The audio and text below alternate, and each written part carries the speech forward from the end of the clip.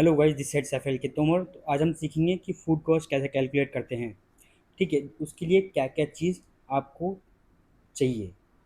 सबसे पहले कि ये एक जो आप देख पा रहे हो, ये सारा कुछ कैलकुलेट होकर यहाँ पे दिख रहा है कि कितनी परचेज हुई है, टोटल कितना सेल हुई है, कितना आपका कंजप्शन हुई है। अब सबसे पहला पॉइंट होता है कि हमें जो हमारा मेन्यू है उसमें जितनी रेसिपीज़ हैं, जितनी डिशेज़ हैं, उनकी कॉस्टिंग हमारे पास होनी चाहिए।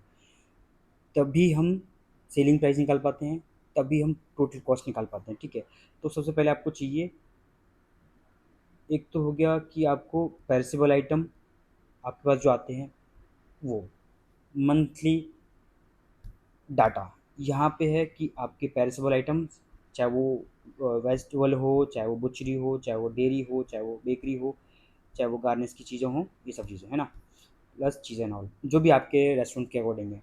यहाँ पे ये काम बेसिकली होता है जो परचेज मैनेजर होते हैं या स्टोर कीपर होते हैं।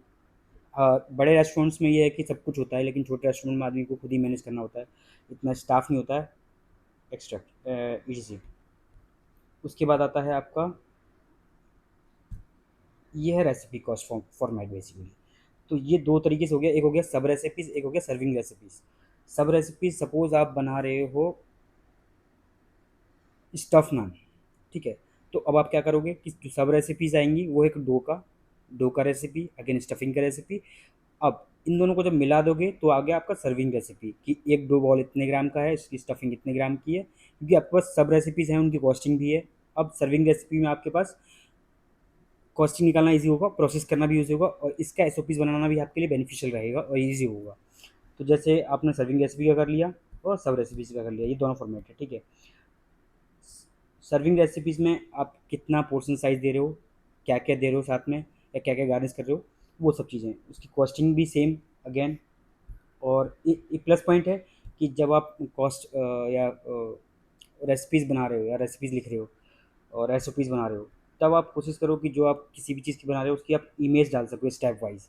स्टेप वन में कि आटा लिया, मैदा लिया, जो भी बना रहे हो। स्टेप टू में कितना पानी डाला, स्टेप थ्री में गूंदने का।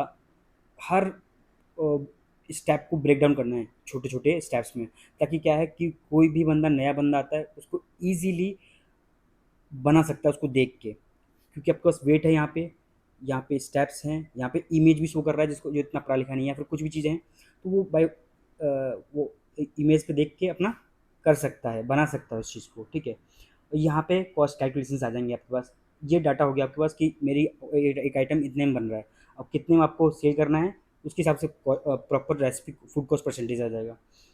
ये हो गया रेसिपी फूड कॉस्ट परसेंटेज।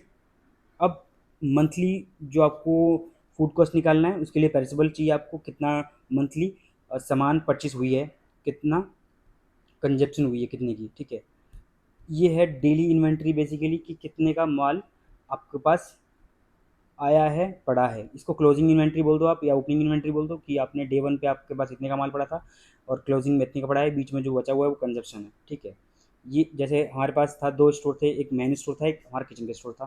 तो ये वहाँ की शीट है। ठीक है, तो वहाँ जैसे हम लोग वहाँ पे ऐसे बनाते थे कि मेन स्टोर का ये हो गया, और ये किचन का स्टोर हो गया, और ये मेन स्टोर हो गया। ठीक है, ये क्लोजिंग भी बोल सकते हो आप, ओपनिंग भी बोल सकते हो, जिसमें हम लोग ड्राई स्टोर, पेरिसेबल सब कुछ का क्लोजिंग करते थे, प्लस जो हमारे पास मीज़ा बना होता था उसका भी हम लोग क्लोजिंग करते थे कि हमारे पास चिकन टिक्का इतने पोर्शन पड़े हैं, इतने की इतनी वैल्यू हो गई, मटन सीख, वेज सीख, सब कुछ ये हमारा प्राइप लिस्ट होगी बेसिकली। वही कितने कितने का पड़ा हुआ है हमारे पास, इसकी भी इन्वेंट्री होती थी। अगेन जब इन सब को आप कैलकुलेट करते हो, तब आप पहुंचते हो इस डाटा पे, food cost, monthly food cost पे, जिसके लिए आपके पास टोटल परचेस होगी dairy Indian, imported cheese, बुचरी, exotic vegetables and all, bakery, और कैश परचेस एडिशनल कितनी हुई है खाने को लेके। उसके बाद आपका ओपनिंग स्टॉक कितना पड़ा हुआ है मैन में और किचन में, परचेज कितनी है, क्लोजिंग बैलेंस कितना है, फूड सेल कितनी की हुई है। स्टाफ फूड आप सेपरेट भी कर सकते हो अगर सेपरेट परचेज हो रही है उसके लिए, तो अदरवाइज उसमें इंक्लूड हो जाएगा। आप एवरेज पर पर्सन कॉस्ट निकाल सकते हो कि हमारा स्टाफ पर पर्सन कितने का खा रहा है खाना पीना चाय वाय सब कुछ कैलकुलेट करके। ठीक है, पर पर्सन चार्ज लगा सकते हो। तो मैं एवरेज ले रहा था 1000 रुपये का मंथली का, तो ये 70,000, हमारे पास 70 के आसपास स्टाफ काम करता था उसके अकॉर्डिंग। और उसके बाद आता है नॉन चार्जेबल क्यूटी, ये भी एडिशनल, तो इसका भी हम ऐड करते थे again. Food, party sale, tasting, जो भी हम नए ट्रायल्स करते थे उसका एक एवरेज रख लेते थे कि मंथली हम लोग इतना रखते हैं, ये सब चीज़ आ गई। ये सारा उन सब का टोटल आ गया। टोटल ओपनिंग बैलेंस कितना हो गया, ये देखो दोनों को जोड़ रहा होगा, ये opening plus main store and kitchen store, ये सबको कैलकुलेट करोगे आप तो इतने की 5 लाख की कंजप्शन हुई है। और टोटल फूड कॉस्ट ये आई है सेल के अकॉर्डिंग, ये जितनी हमारी सेल हुई है। सेल में क्या क्या है, एनसी भी गया है, स्टाफ फूड भी गया है, डिस्काउंट भी गया है, पार्टी वार्टी और टेस्टिंग, सब कुछ इसी में ही आ गया है सेल में, टोटल फूड सेल में, ठीक है। ये आपको एक ओवरऑल मंथली फूड कॉस्ट निकालने के लिए चाहिए होता है डाटा। जब आपके पास रेसिपी कॉस्ट निकली होंगी तब आप पार्टी की कॉस्ट निकाल सकते हो, क्योंकि पार्टी कॉस्ट निकालने के लिए हर आइटम की कॉस्ट आपको चाहिए होती है कि मेरा और एक पिज़्ज़ा कितने में बन रहा है और कितने मेरे पिज़्ज़ा उस पार्टी में गए हैं, तो उसके हिसाब से आप पार्टी कॉस्ट निकाल लोगे। हर चीज़ का सेम निकाल के रखना पड़ता था। तो ये सब चीज़ें हैं और इसी तरीके से आप फूड कॉस्ट निकाल सकते हो। अगर आपको ये फॉर्मेट चाहिए तो कमेंट करो food cost, this is paid basically, ठीक है।